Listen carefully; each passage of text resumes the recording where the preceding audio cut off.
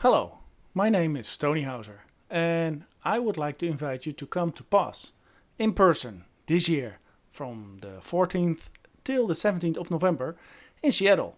And if you come to PAS and go to the pre-conferences, there's going to be a great lineup with big names. And I'm also one of those names, and I'm very flattered. So, enough about the flattering.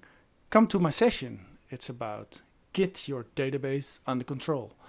And in this session, which is going to be in workshop style, so bring your laptop, we're going to take a database and we're going to put it in Git to treat it like code, because it is code in the end.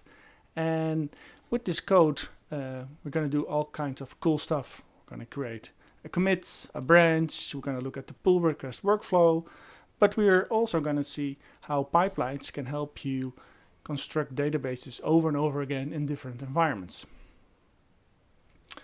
Did you know that 20% of the SQL Server audience isn't even using a version control system for the database?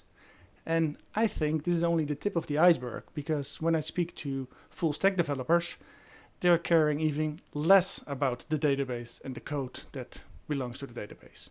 So, do you work in a team or do you work alone? But do you want to know when and why a change is done on the database? Look in your version control system.